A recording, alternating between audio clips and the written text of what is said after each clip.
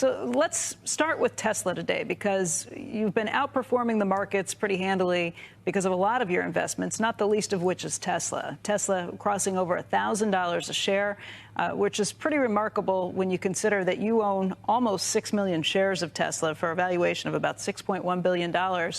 And your cost average for that is $42.88. Let me say that again. It's now over $1,000 a share. Your cost average, $42.88. That's a remarkable gain, and it tells just about what a long time you have been such a bull and considered Tesla to be a great place to be. How long ago did you make that investment? When did you start?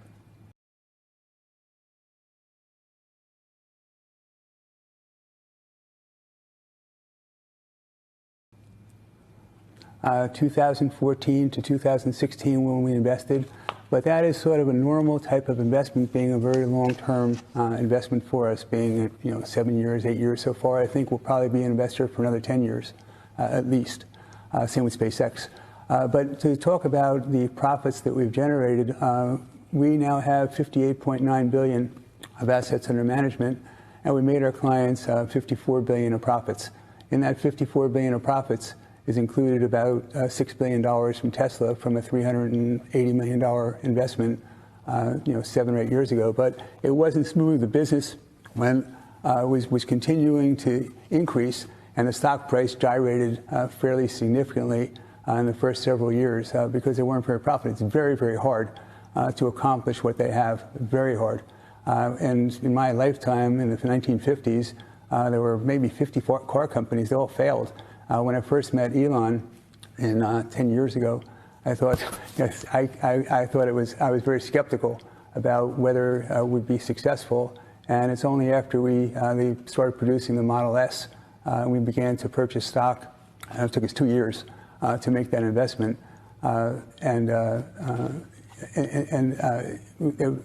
Before we made the investment, we went to visit and spoke to him regularly. Probably followed it for 3 or 4 or 5 years before we ultimately invested.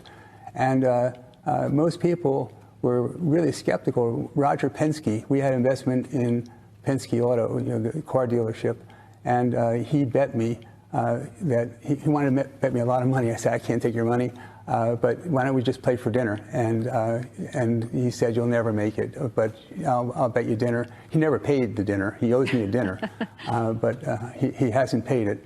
And but most people, his friends, Elon's friends, told me they thought this is I shouldn't invest, and they thought that he wasn't focused on making profits short term, and I thought that was going to make it an unattractive investment.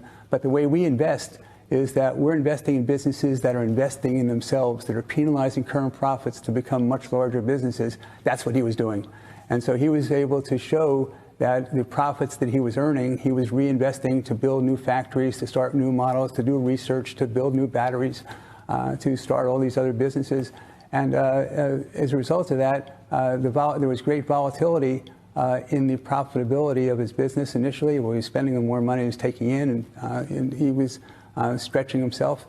But ultimately, he now has a factory in Fremont, one in Reno. His one that's going to open in Austin very shortly. He just opened one in China.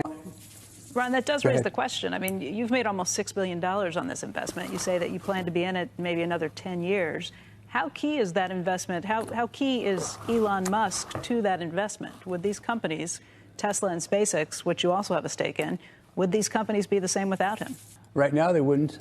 And so the risk that we have, the biggest risk I think we have, is his health. He works, incredibly hard. There's a picture on the internet when he's living in Boca Chica in Texas right now by SpaceX, which we're going to see next week. I haven't been there yet.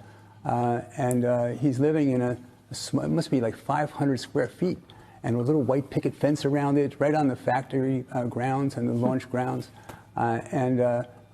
It's, television, I'm sure, and well, I don't know if he has a television actually, but there's air conditioning. And there's a little kitchen and a bed, and that's it. And he sleeps 5 hours a day, and he works 19 hours a day. I mean, unbelievable what he's doing.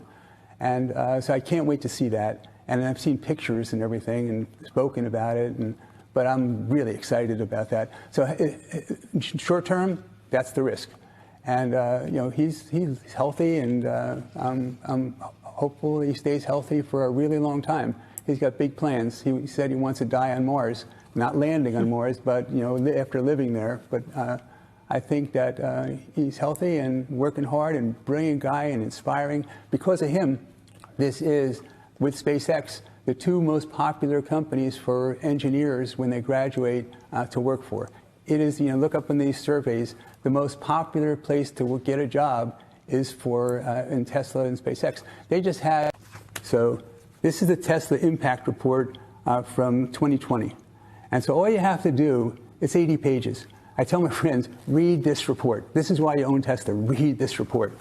And if you read the report, there's not any way you're ever going to sell it. So the first 30 or 40 or 50 pages are about the prospects for the business and the opportunities they have. And then it has 30 pages on ESG and how they treat people. So if you read that, you say, first of all, the first part is so clear about the opportunity, and it's so hard to accomplish what he has. And then when you read about how he's treating people and the social betterment he's creating for humanity, there would not be electric cars were it not for Elon Musk. In fact, you probably wouldn't be into space the way you are right now if it were not for Elon Musk. So this guy is dedicating himself to making the planet and humanity able to survive. So it's really remarkable things that he's done. And people say all the time to me, go ahead, I'm sorry. Well, Ron, they say all the time, well, how can you stand up against large automobile companies? How come they can't do this? Why are other companies unable, with all the massive distribution and manufacturing that they have, why can't they do what he's done? And the answer is pretty simple. You just reported last week that Herbert Diess, who is the chairman of Volkswagen, had a meeting of 200 executives of Volkswagen, and this is a week ago, and said he invited a special guest to address his 200 executives, and the special guest was Elon Musk. Elon Musk was invited by Herbert Diess to talk to the executives of Volkswagen. Why? Because he said that he was trying to pivot his business from making internal combustion engine cars to making electric cars. And he said, the hardest, toughest, fiercest competitor we have is Elon Musk. You have to learn from him. Hey, Ron, less of an investing question and maybe more of a policy question, but hoping you'd weigh in. You've obviously had an enormous amount of success, and we often call you a billionaire investor. What do you think of this new tax plan that could tax unrealized gains? I don't know if you would be one of the 700 or not, but Elon Musk surely would be. It feels like Congress thinks that they're Robin Hood from the old days, and it feels like the Elon Musk tax bill, where there's like big billionaires and there's little billionaires. So he's a big billionaire, and so I don't really understand why there's vindictiveness against someone who works the way he has and doesn't make any money unless the shareholders in his business do well and the people who are benefiting from what he does. But they have a meeting at the White House for companies that are advancing EVs, electric vehicles, and they invite Ford and General Motors and Chrysler and the UAW. And they say, thank you very much for all you've done to advance EVs, and they don't invite Tesla. Is that crazy? And then they send into space further with civilian astronauts further than anyone has ever gone before, and Musk saves the government billions and billions of dollars for defense, and they're about to have you want to have a more level distribution of wealth. The only way you're going to do that is you educate people. So you have satellite broadband, and that's what he's going to do, going to make it so broadband's available to people who live in the mountains, live in Vail, live in East Hampton.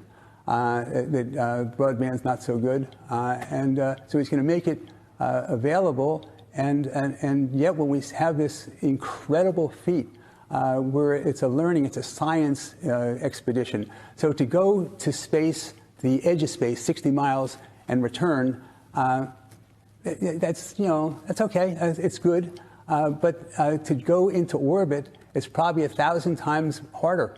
And to try to land what you have taken from orbit to Earth that's probably 100,000 times harder. And so you get a lot of publicity about the people, Captain Kirk going to 60 miles up, and he goes 360 miles and stays there for 3 days and does great experiments. Not a phone call. How come?